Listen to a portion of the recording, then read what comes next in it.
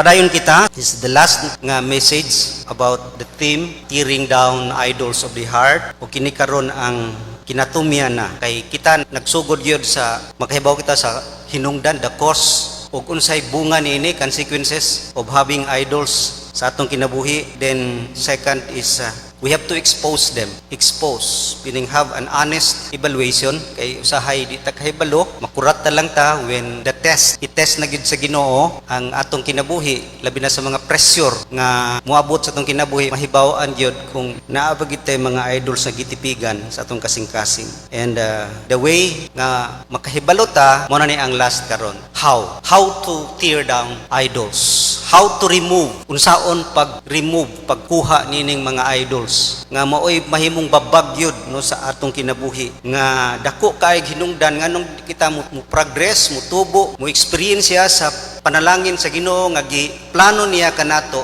tungod kay there are barriers kini mga idols sa atong mga kinabuhi. Mo nang kinahanglan gid siya bungkagon kay kini siya babag gayud sa atong kinabuhi to experience the glory of God. Ingon nga modelo sa unsaon nato, tanan nato ang Biblia diha sa kinabuhi ni Hezekiah. Atong gibasa kaniha 2 Kings 18:1-8, kana puno kayo sa mga bersikulo nga nagpadayag kung saon nato pagpildi, kung saon nato pag-destroy kining mga idols sa atong kinabuhi. Si Hezekiah, siya ang anak ni Ahaz ug siya pud ang papa ni Manasseh. Siya ang ika-13th nga king sa Judah. He became king, ingon dia sa atong text, 25 years old siya. Then he reigned 29 years.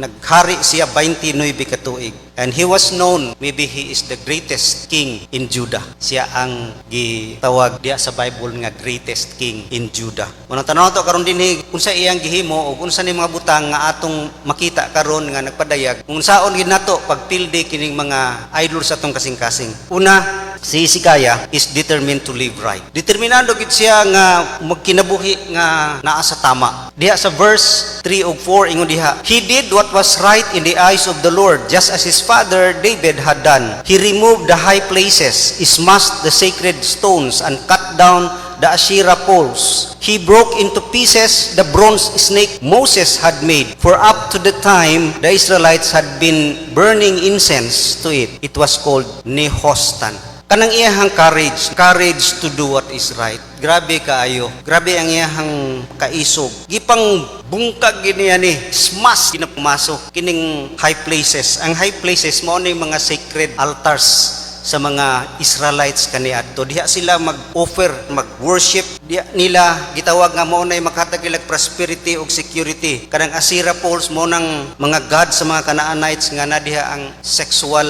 sin makita lain kaayo. Ug kana nga high places, kana nga mga altars, place of worship sa mga Israelites. Daghay mga hari nga napakyas pagguba niya na. Dagha may nag-successful nga king sa Judah, sila Jehoshaphat, pero wa gid nila na ma-take down ng Asherah kining high places. Wa gid nila na nabungkag, nagid gihapon. Unang among the kings no sa Judah, si Hezekiah pa nakahimo ana nga kanang Asherah poles, kanang high places 700 years na naa. Karon lang gyud gibungkag ni Hezekiah. Munang grabe courage kadaghan kay masuko. Hibaw ta nga daghay masuko gyud sa mga Israelites is paghimo niya na. Munang nagid siya kaisog to do what is right, courage to remove the wrong things. Munang determined siya to live right. Bisag taliwala sa mga kung unsay iingon sa mga tao sa iya. Even the bronze serpent, iyahan ang gibuak. Kadtong brazen serpent nga gihimo ni Moses,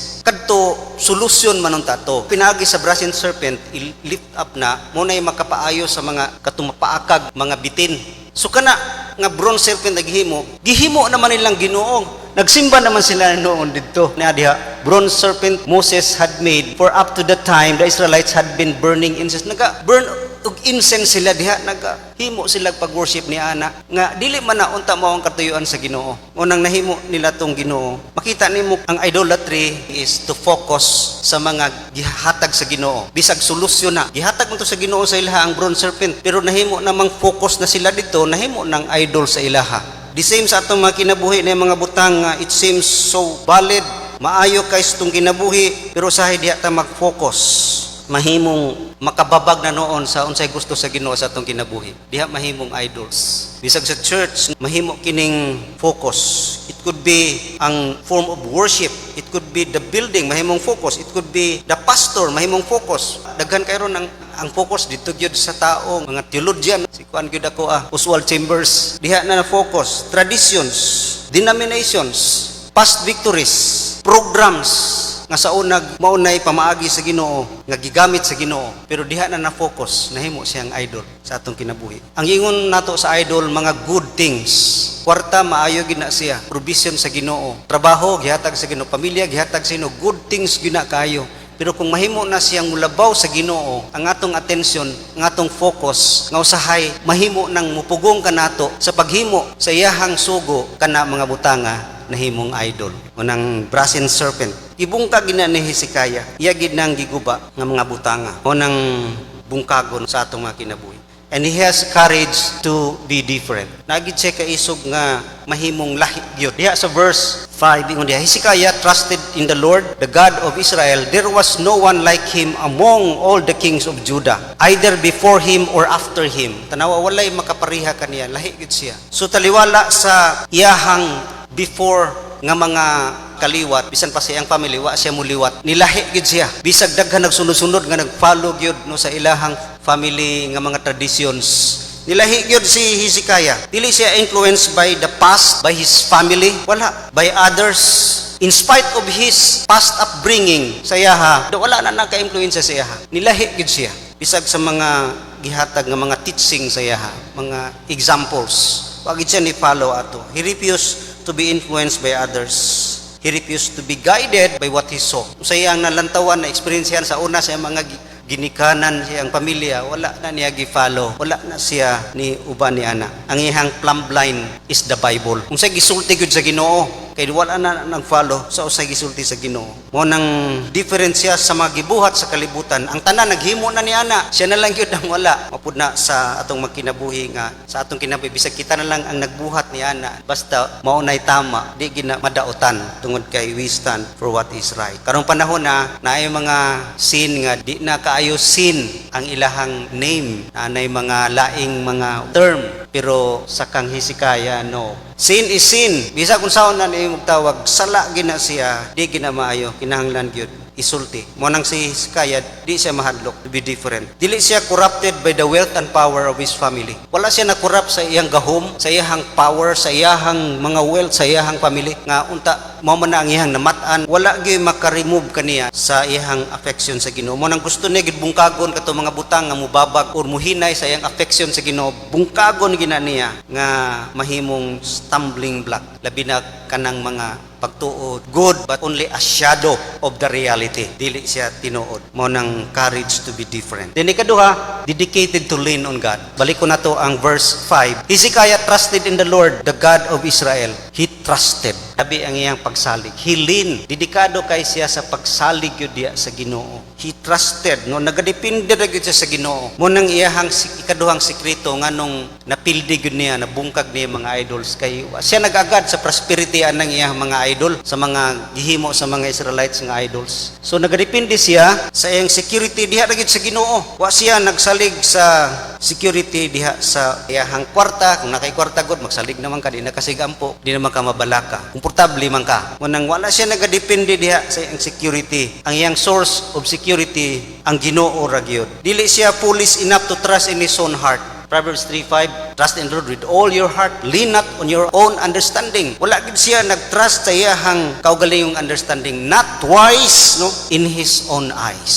Diha gid siya nagsalig sa Ginoo. Kay kung si Hezekiah pa nag-attempt no to trust in his own, makonsume gid siya sa mga enemies. Daghan ni kaaway ni mga Israelites kaniadto. Munang iyahang papa si Ahaz makig-amigo sa mga kalaban kay para dili sila awayon, para dili sila girahon. Kay didto na usahay ang security, makig-amigo kanila. Pero si Hezekiah, para kaniya, that is idolatry, kinalambungkagon gina siya. Nga dili gid siya makonsume o overtake ni ana kaniya ang Ginoo ra gyud. Kaniya God is faithful, diha ra gyud ko magkuha og mga panalangin kaniya. Always makita niya ang faithfulness sa Ginoo sa iyang kinabuhi. Ang iyang security na ra gyud sa Ginoo. He is secure in the presence of God. Munang nagadepende ra gyud siya sa iyang security sa Ginoo, and also nagadepende ra gyud siya sa iyang strength sa Ginoo. Ang iyang kusog nara gyud sa Ginoo nga bisan pa sa iyang mga kaaway kay kanang mga Israelites di man kay na sila gyud mga maayo kay makigiram, pero si Hezekiah ang iyang strength ang Ginoo. Di siya mahadlok base sa daghang pa kay army ang kalaban. Kining mga Assyrian army perting pawira. Pero di siya mahadlok kana. Kay ang iyang strength dili man siya gikan. Dili man siya mga army. Ang iyang strength sa Ginoo man. Munang usahay mo compromise gid ta sa mga idols sa atong kinabuhi kay lagi mahadlok ta. Mahadlok ta mawalaan, kuhaan, kaya nga atong strength naaman niya ng mga butanga. Pero si Hezekiah nagadepende ra gyud siya sa source sa iyang strength mao ang Ginoo. Makita nimo nga nakita gyud ang iyang strength diha sa iyang pagka-different. Lahi gyud siya. A remarkable difference from the one who trust the Lord. Makita gyud. Unang dedicated to lean on God. Then ikatulo, sikreto niya nganong nagbadaogon siya sa iyang mga idols. Napildi niya is devoted siya. Devoted to love God. Grabe iyang debosyon sa Ginoo. Diha sa verse 6, ingon diha, he held fast to the Lord and did not cease to follow him. He kept the commands the Lord had given Moses. Kanang pulong diha nga he held fast. Sa King James Version, ang gigamit nga word dito is cleave. Meaning cleave nga gikuha dito sa Genesis nga leave your mother and your father and cleave to your wife. Cleave. Diha sa imong ginikanan og pakighiusa sa imong asawa. It means relationship, a loving relationship. Cleave. Ang cleave po, military na nga term sa una sa mga sundalo. Ayaw gyud biyain na imong espada. Gunitig ginapiraminti. Have a fierce grip. Kay kung buhian na nimo, gamito na sa kaaway sa pagpatay sa imong mga pamilya. Munang di ginabiyaan sundalo sa una. Ingana, grabe pagka-cleave, meaning relationship. Ang word diha nga atong ipakita is abiding, nga naga-abide ta sa Ginoo. It means we have a strong love relationship with God. How to destroy your idols? Muna nga uban, moingon man, ayaw na higugmaan ng mga kwarta. Ay, higugma imong trabaho. Pero dili na mo ang answer. The answer is a greater love. Kinibitong sa mga romantic relationship, kanang magbulag, broken man ginakayo. Unsay solusyon? Daghay mga tambag, no? Pag suri-suri. Pero ang nindot gyud nga solusyon, pangitaglain nga mas dako pa imong gugma dito. Ang mo fight sa gadto nga love is greater love. Mo nang susama usab sa atong kinabuhi. Dili na ingon nga ayo higugma ng kwarta, kundi i-increase lamang ang imong paghigugma sa Ginoo.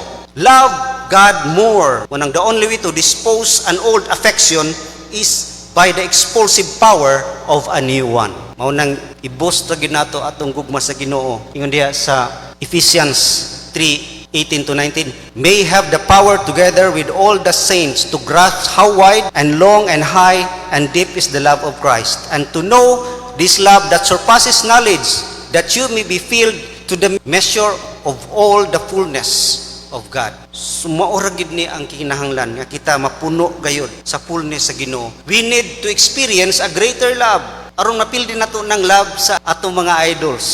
Experience the love of God. Kung ma-experience nimo na, mapuno gid ka sa kadako sa iyang gugma. Ug mapareha ta kang Habakuk. Ingon si Habakuk, Habakuk 3:17-18, though the fig tree does not bud and there are no grapes on the vines, though the olive crops fails and the fields produce no food, though there are no sheep in the pen and no cattle in the stalls, yet I will rejoice in the Lord. I will be joyful in God my Savior. Pagkanindot kini si Habakuk mo gid nag-experience sa gugma sa Ginoo. Kay bisan pag mawala di na mo bunga, walay kwarta, though the crop fails, the fields produce no food, yet I will rejoice. Ako malipayo kay ang akong gikinahanglan dili man kana mga butanga. All I want is Jesus. All I want is God. Masatisfy ko, malipay ko. Mo nang ang tao gid nga truly free from idols. Kinsa kini mga tawhana? Kato mga tao nga moingon nga the Lord is all I need. He is my joy, my hope, my pursuit, my life, my all. Mao kana mga tao nga free of idols.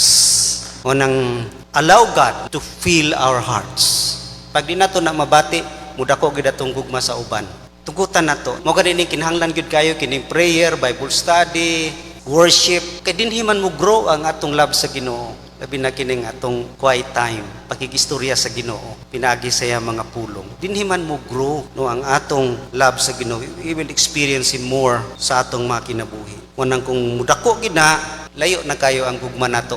Mugamay tong gugma, no less na ang taste nato sa kwarta, hobbies, spouse, children, any other created thing. Tinuod, ma-enjoy nato na sila for who they are. Kung sa ginang mga things, they are subservient to man. Mo man design sa Ginoo kani adto pagyud diha sa iyahang creation. Mo nang importante is to increase to love God more sa atong mga kinabuhi. Pilde gyud nato ng mga idols. Mo nang pangutana, how do we long? Kung love na to ang Ginoo, how we long His presence. Kung sa gid nato gusto nga sa iyang presensya kanunay. Enjoy ba kita sa iyang house, sa iglesia, reading and listening His word? How much time we spend? Pila ang kauras atong gi-spend diha kaniya? Kung diha imong kalipay, diha gyud na kamudugay pag maayo. How do you hang on to Him? Gusto ba gid ka nga mudugay sa iyang presensya nga no kanang mga amigo nato? Kanahan kita makikistorya nga ayo sa isag lakaw sa good inga na ma-measure ang atong love diha sa Ginoo o nang God love more. Pareha ni si Kaya devoted to love the Lord. Ang unang pulong is abiding, cleave, and the other meaning sa devotion is following. Mao gyapon sa atong text sa verse 6 pero kanang sunod diha nga pulong kanang after he held fast to the Lord and did not cease to follow Him. So ang meaning nga devoted ka, nag-follow gid ka sa Ginoo. Wala mo undang. But pasabot nga, wa gid na siya time nga dili mo follow. An intense pursuit of God. Kanang grabe gyud nga intensity nga mugukod gyud sa Ginoo. Ang Ginoo sige gukod sa tuwa. Pero kita wa gid time mugukod sa Ginoo. His goodness is running after me. Pursuing God. Mo na gitawag following God is pursue kita kaniya. Refuse to depart. Mga disciples sa una, nag-follow kang Jesus duol. Na uban nag-follow layo-layo, na uban distansya no. Pero ang mga disciples duol gyud kay nag-follow kang Jesus. Nagauban gyud sila. Pag ingon nga following, it means walay mo follow nga dili mo obey. Ingon diha nga he kept the commands the Lord had given Moses. Pag-ingon nga devoted ta sa Ginoo, mo follow ta og mo obey gyud. Di gina pwede mabulag ng duha. Dili pwede nga mo follow ka nga dili mo obey. No following nga walay love. Mo follow ta, mo ito kaniha, abide. Mo follow ka kinahigugma ka and no loving without obeying. Kung dili ka mahigugma, di ka obey. Unang connected gina silang tulo. Unang if you love me, you will obey what I command. If you follow me, you love me, and you love me, you will obey my command. Unang ang atong pagkinabuhi diya sa Ginoo, devoted to God. It means we have a strong, a growing relationship, naga-follow o naga-obey kita sa iyang command. We refuse no to depart in compliance sa iyang kabubuton, sa iyang mga pulong. Unang follow, he did not cease. No?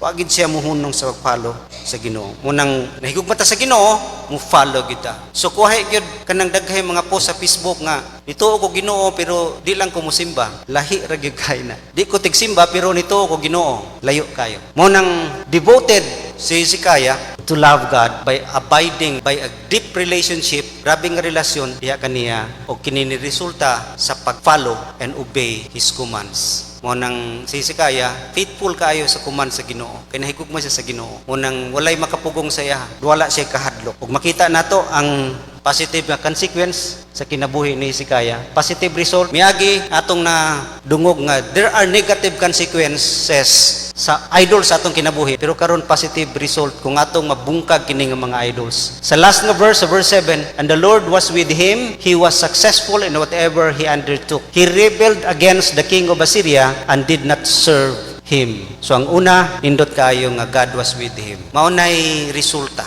Unang sa atong kinabuhi, we want God always with us. Pero ang sense sa iyang presence, di nato usay ma-feel kung naay mga idols. Pero kung nag-follow kita siya, ha, we will sense His presence. And if God is with us, wa gyud tay kabalakan. Mo nang kang Hezekiah, God is with him. Wa siya kahadlok, wa siya mga kabalaka. Nasayod siya nga naa kauban niya ang Ginoo. The Lord was with him. Secured siya always. Kay naa niya kauban ng Ginoo. And also he prospered. Grabing abundansya nga kinabuhi. Successful siya ingon diha in whatever he undertook. Bisag unsay iyang himuon, nagmalampuson siya. Walay failure. Mo nang sa time sa paghari ni Hezekiah, many years wala kayo problema ang mga Israelites. ang Juda. Sige sila kadaog sa gira. Grabe nga mudansya sa ilahang pagkinabuhi, financial, spiritual, tungod na sa ilang king nga devoted kayo sa Ginoo. Nag-successful gyud ang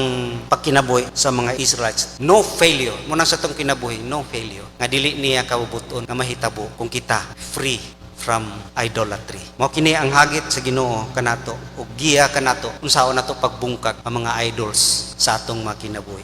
Idol sa atong heart. Kini gihimo ni Hezekiah mo ning dako nga model nga ni kanato nga we have God's power nga mo destroy niya ng idols sa atong kinabuhi. Ug kini atong sundugon. I-increase lang nato atong love sa Ginoo. Ato yung tagaghigayon nga mutubo atong love sa Ginoo. Invest more on things nga dito ta mo focus sa mga butang nga mo grow atong love sa Ginoo. Dili kini mga rituals nga mahimo kining pagsimba, mahimong ritual kun dili a close experience, no? Kana bang intimacy mo develop sa imuha og love nga ma-experience gid nimo ang iyahang love. And always mo ni ang nindot kaayo, always remember the gospel. Mo nang kining semana, kining week we celebrate Good Friday, ang kamatayon ni Jesus sa krus. Remember the power of the cross. Remember His death and resurrection. Remember His love. Kay pinaagi niya na, mas mo grow pag yun ang atong love kaniya. Mo nang lay down your idols at the foot of the cross. Diha, sa cross, ihatag na to atong mga idol and ask God by the power of the Holy Spirit, crucify our idols day by day, no, matagalos ng kinabuhi, and put God first. Kanunay gyud no sa atong kinabuhi, even bisag lisod alang kanato aron mapildi gyud nato. Remembering His love, remembering His faithfulness sa atong kinabuhi, makahatag nagdugang paghigugma nga naha kaniya. Let us pray.